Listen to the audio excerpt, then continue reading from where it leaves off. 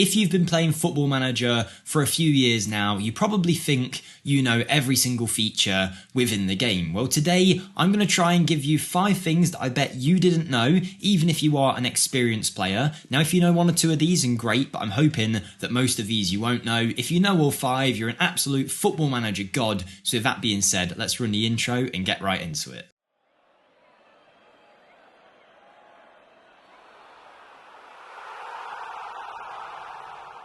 Hello everyone, Jake here for FMSCOUT, and in today's video, as mentioned, I'll be running through 5 things that I bet you didn't know about FM23. Now, if I get you with any of these, make sure you smash the like button for us to show your support and to help push this video in front of as many eyes as possible. Subscribe for more as we push 150,000 subscribers, and let me know in the comments your FM tip that you think most people won't know. But let's start off with secret number 1. The first thing we're going to be covering is, if you didn't already know, you can actually remove all of the loading screens for when you boot up Football Manager. So all those things that take quite a while, usually 30 seconds or so to get into the game, you can remove them and I'll show you how. Big shout out to Evidence-Based Football Manager who made a video on this. It ended up being an article from FMSCOUT, which I then got sent, and that's how I saw it, but it's very easy to do. All you want to do is head over to your Steam folders. For you it might be a slightly different path, but for most people, I'm pretty sure you go to your computer files, then you go to Program Files -86. You then want to go onto Steam and then onto Steam Apps, wherever that is, just down here. Then into Common and then choose your game. So for me, Football Manager 23. In there is the data folder. Within that folder, there'll be another one called Game. And then when you go into there, there'll be one called Movies. And now all of these are the loading screens that happen when you load up the game. So in theory, if we get rid of this, we shouldn't see the loading screen. And I'm going to test it out now for you. Hopefully it doesn't go wrong, but if you do want to be precautionary, just copy the folder, store it somewhere on your local computer that if you ever needed it,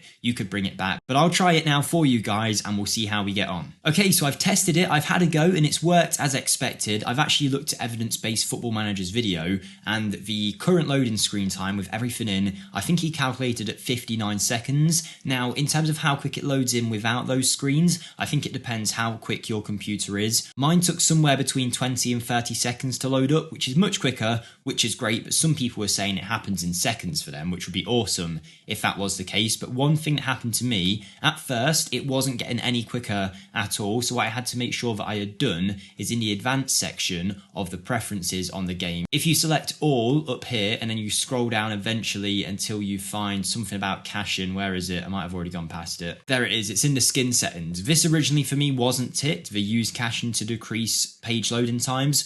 Once I tick that, it suddenly speeded up to that 25-30 second mark. So definitely give that a go if it's not working for you. But based on the comments that he got and the comments we've got on the FMSCOUT post, for most people it can be anywhere between 2 and 10 seconds. So you can do that to decrease your loading time, but let's move on to the second secret, and this one will actually be within Football Manager. Now for this one, I'm going to use my Leicester save as an example. If you want to check out the YouTube series where I manage Leicester within this save, you can find it on my channel linked in the description. Any support over there will be massively appreciated. We're just kicking off season 3, so it's a great time to join in if you haven't already. I want to try and make a push for 25k subs by the end of FM23, so any support will be massively appreciated. First target is 11k. But let's get into the feature that a lot of you guys I bet don't know about, and that comes in the tactics section. Now, as you may or may not know, with your tactic, you don't just have a role and the general instructions. You can actually use this button here to add some additional instructions in terms of how you want that individual position to play. Do you want them to take more shots, make more passes, blah, blah, blah. You can do that all there. But did you know, if you go to the player section and then select a position, let's say it is James Maddison, you can select personalized instructions for that player, which you might, again, already know. So it won't be for the actual position in general. It'll be only for when James Maddison comes onto the pitch. So when I bring on Maddison, I might want him to play an advanced playmaker role on the right or something along those lines. What you can also do, and it's something that a lot of people don't know about, is the swap positions button, and this will automatically throughout the game swap positions with your player of choice. So if I want Maddison to switch between the right and the left and have shoulder up on the left hand side, come over to the right periodically during games, I can select shoulder up there, and now in the match those two will switch over frequently so that it's causing the defenders issues and they won't get used to our attack. And that is something that I didn't know for a long while, and I imagine a lot of you guys won't either. Have you ever noticed in the run up to a match, sometimes you'll get a little email come through about your next opponent and how they like to play, and it's really useful. But for me, it doesn't seem to show up on a regular occasion. It only appears here and there. But there is something you can do to find out everything you need to know about your next opposition in the data hub. Now, I know this is a section that a lot of people avoid and don't use. Even if you don't fully understand the stats and all the graphs, there are definitely some useful bits of information that you can get just by heading over to this next opponent section and then go into the analyst report. As the season progresses, you'll gather a lot of data on your opposition. For us here, we're just starting the third season, so there isn't too much information to go off right now. But if we're looking at our next opponent,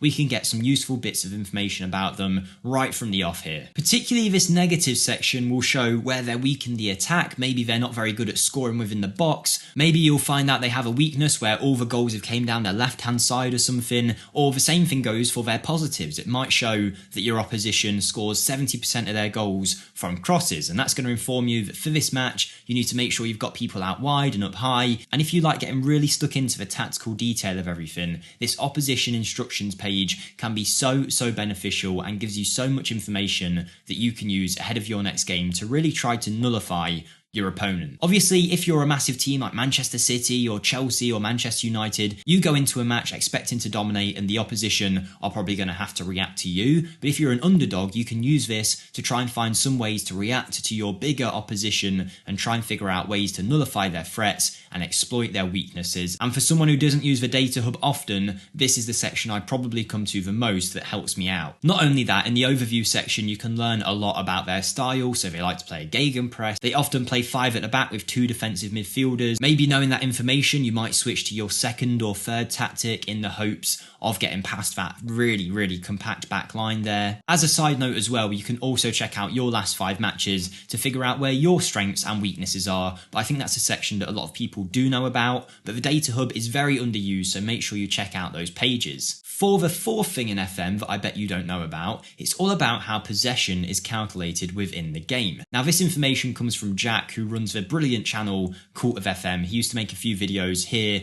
on the FMSCOUT channel. Now, he's really into his tactics, but one thing that he did point out that I thought would be great information to spread onto you guys is possession is calculated differently in FM23 than any other FM game previously. So this is very important if you're trying to make an extremely possession-based tactic. You might be seeing information that's confusing you or misleading you, but let's exactly explain how it works. So you might think possession is just how much a team has a ball within a space of time. For example, if 100 seconds have gone past in your game and you have the ball for 80 seconds and the other team for 20, you'd assume you would have 80% of the possession, but that's not how it's calculated in FM23. They've actually aligned their possession mechanics in line with how Opta do it in real life, supposedly. What we were talking about a few seconds ago is now called possession share, I believe, and now possession is actually calculated based on passes completed. So if within that 80-second period your team completes 20 passes, but within the 20-second period the other team has, they also complete 20 passes, then in theory the possession will actually show as 50-50, which a lot of people probably don't realise. I didn't notice about the game, and whilst it doesn't completely drastically change the way I play, it's something that helps me understand the possession mechanics a lot more. And if I'm trying to build